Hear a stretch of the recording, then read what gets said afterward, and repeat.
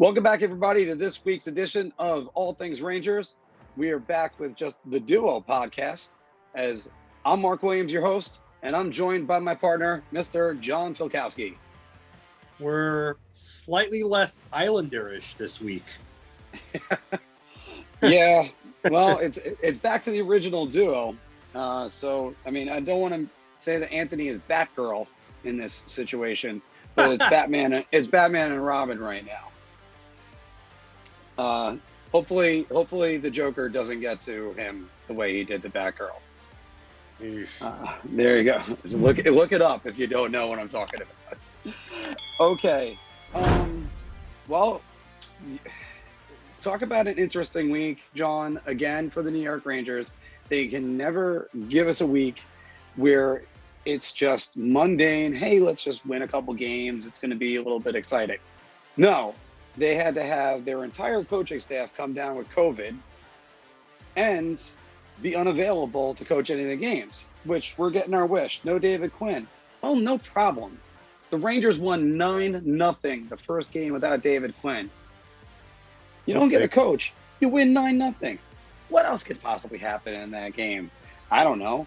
Mika Zibanejad can score 6 points in the second period, 3 goals and 3 assists, and ties an NHL record for most points in a period. I mean, he only broke the Rangers record that went for about 90 years. That's all. Then the Rangers go to Washington.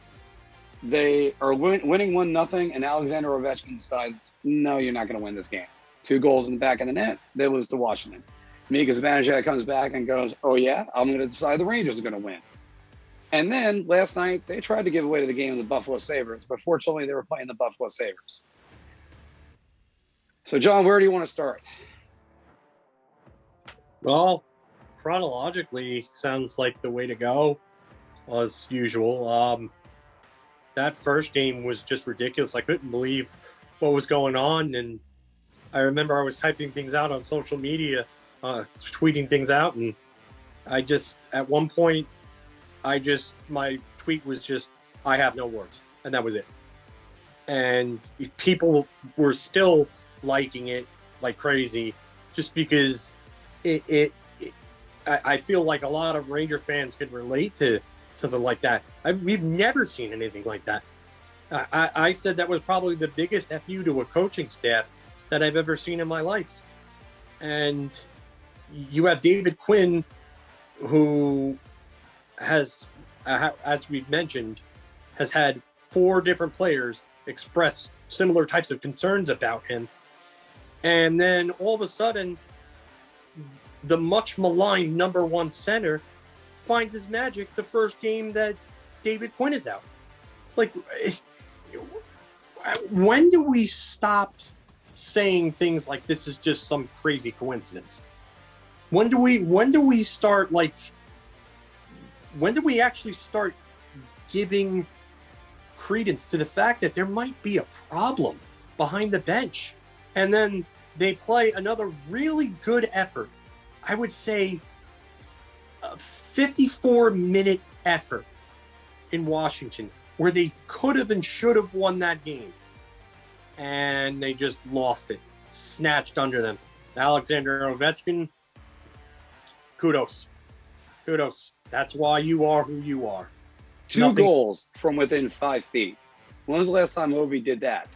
Yeah, I don't think ever.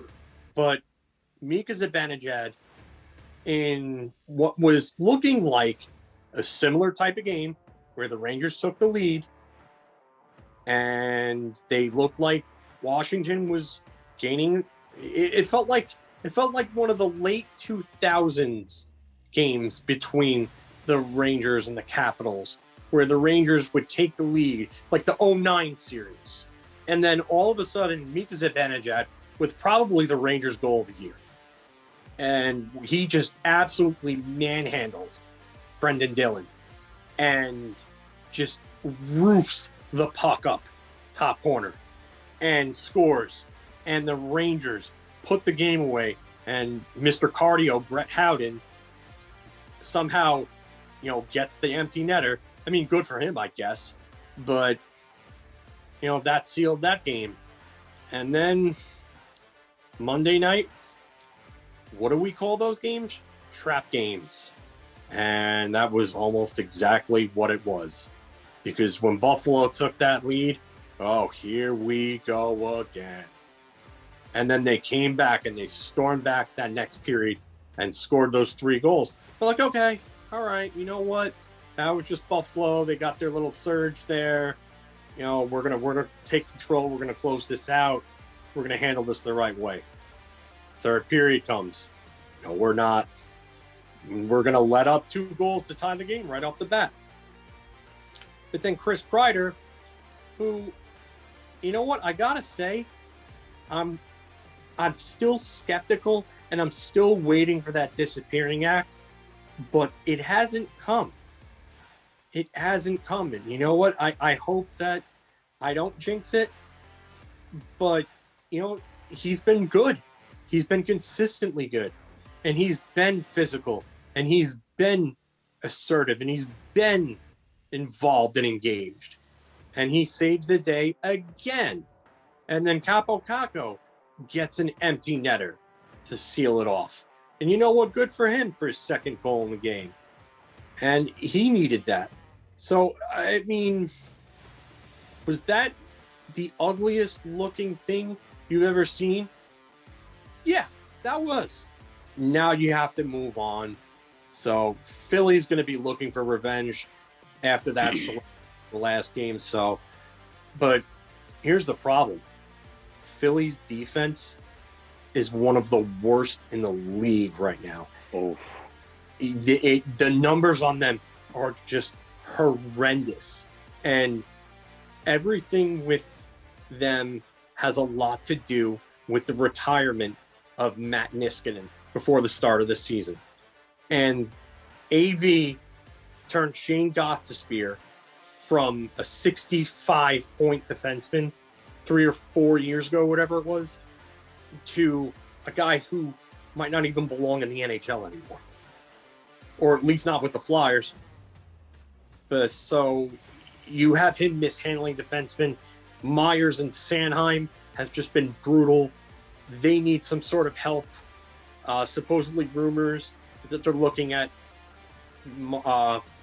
Ryan Ellis. And this is going to make Ranger fans laugh. But Mark Stahl, another one that they've been looking at, because how funny would that be? Mark Stahl in a Flyers uniform. You know, Philly needs help, so they've got to go and win those 2 games against Philly, because that's the team that they're really, really chasing right now. And then you could worry about chasing Pittsburgh. And if you really want to make a run, this is where they have to make a run. It's sort of like in the movie The Predator, when Arnold looks over to Carl Weathers and says, "Dylan, we make a stand now, or there won't be any playoffs." Dylan, we make a stand now, or there will be nobody left to go to the chopper. Obviously, we won't get to the chopper was the actual line. They really came alive this week. Like, this is the team we thought we were going to see. And even when they didn't have their best efforts, I think I'll say last night was the one I would say they didn't have their best effort. They still won the game. And they still won the game. I don't want to say the word soundly. They were obviously the better team, but they were trying to give that game away. They could have folded like a deck chair to Washington, but they beat Washington. At least the New York hockey team can beat Washington right now. Mm-hmm. So it's they're like, now you can actually look at them and go, they can get back into this. And I know a lot of the people that have been watching us, you're going to say, I don't believe it, Mark. You're sounding positive. And so is Philk. But you know what? Yeah, there's a reason for positivity right now. They could easily blow this tomorrow, or it's actually starting Thursday, by just going out and laying a stinker to Philadelphia.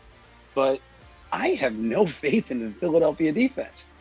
Again, I'm going to point to last week's show when I talked about when they played them on the Monday game, that their defense just gets torched.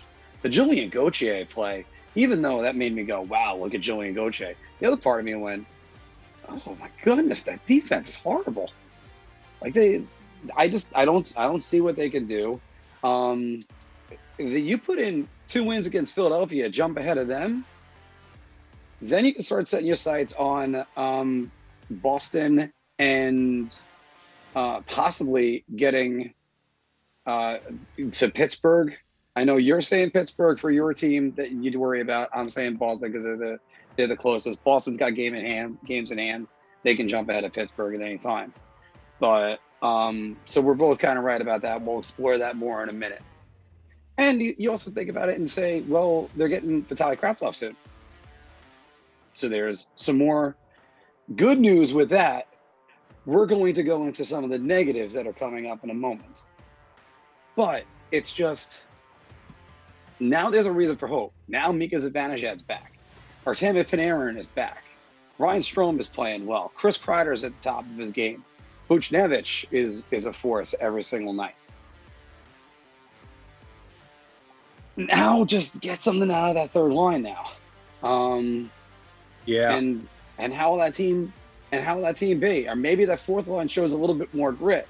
I know one way they can do it is get rid of your boy Brett Howden. But if they got grit from the fourth line and give the third line more playing time, sky's the limit right now. Maybe they can challenge for a playoff spot. But we're going to finish up the segment of the good parts. Stay tuned for the segment on the bad parts about trouble ahead. What do you think? Are the Rangers going to get back into this? Have they righted the ship? Where do you think they're going to finish? We have our subscriber list growing every single day, thanks to you.